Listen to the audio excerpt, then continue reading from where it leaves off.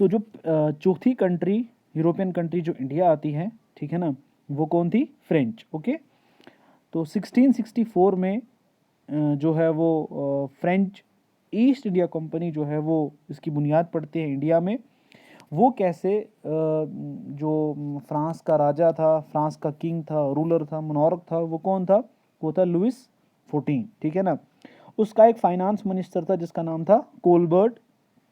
तो ये कोलबर्ट जो है ये लुइस 14 का या लुई 14 का फाइनेंस मिनिस्टर था। ये कोलबर्ट लुई से कहता है कि जो है वो ब्रिटेन, पुर्तगाल, नीदरलैंड्स जो हैं वो सारे इंडिया में ट्रेड कर रहे हैं, हम भी जाएंगे। तो ऐसे ही 1664 में जो लुई 14 है और जो इसका फाइनेंस मिनिस्टर कोलबर्ट था, ये इंडिया में फ्रेंच ईस्ट इंडिया कंपनी की बुनियाद डालते हैं। और इनका भी क्या मकसद था? इंडिया के साथ ट्रेड करना, ठीक है ना, रॉ मटेरियल, स्पाइसेस जो भी इंडिया में था उनका ट्रेड करना। ओके, तो जो ही इंडिया आए, ठीक है, इंडिया में देखा यार माहौल तो यहाँ गर्म है, पुर्तगाल भी एक साइड से खींच रहा है इंडियन ट्रेड को, दूसरे साइड से ब्रिटेन भी है, ठीक है ना, तीसरे साइड से नीदरलैंड्स भी है, ठीक है ना। तो उन्होंने भी माहौल को देखा और माहौल को देखने के बाद 1668 में इन्हें भी इंडिया में जो है वो ट्रेड करने की इजाज़त मिल जाती है और ये भी इंडिया में फैक्ट्रीज़ को इस्टेब्लिश करना शुरू कर देते हैं, ठीक है ना। तो 1668 में इनकी पहली फैक्ट्री, जो मैंने आपको पहले भी बताया था, सूरत में खोलते हैं और अपनी दूसरी फैक्ट्री जो है ये कहाँ खोलते हैं? मसूलीपट्टनम में। ओके, और उसके बाद जो है वो 1674 में ये पौंडीचेरी साउथ इंडिया में और चंद्रनगर जो है वो पोस्ट इस्टेब्लिश करते हैं, जहाँ जहाँ से ये पूरा ट्रेड जो है वो कंट्रोल करते थे, पौंडीचेरी से और चंद्रनगर से। ओके, फिर उसके बाद सबसे इम्पोर्टेंट जो यानी कि हुआ 1742 में, जो एक इम्पोर्टेंट मूव जो फ्रांसीसियों ने इंडिया में किया, वो क्या था? वो ये था कि जो लॉर्ड डुप्लिक्स जो है ये फ्रेंच इंसान था, ठीक है ना, और ये गवर्नर बनता है इंडिया का, और जो फ्रांस था उसका सिर्फ कंट्रोल इंडिया में वो कहाँ था? पौंडीचेरी में ही हुआ था, तो यहीं का वो गवर्नर बनता है, ठीक है ना, लॉर्ड डुप्लिक्स 1742।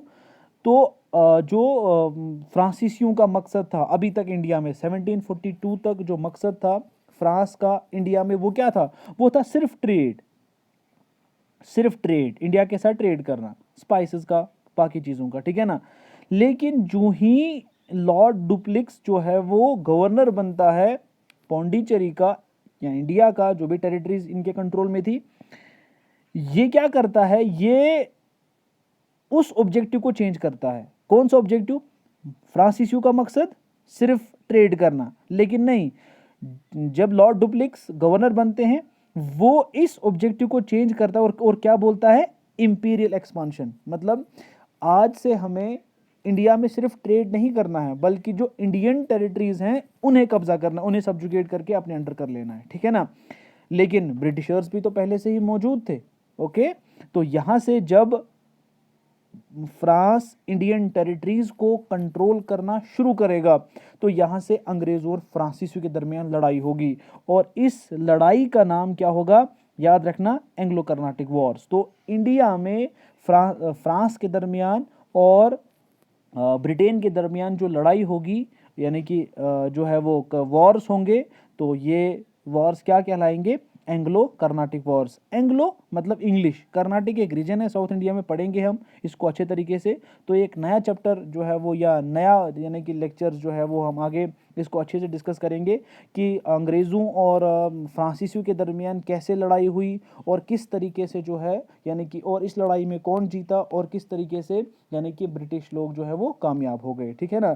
तो अगला जो हमारा लेक्चर होगा वो यही होगा, Anglo Carnatic Wars between France and Britain, ठीक है ना। ओके।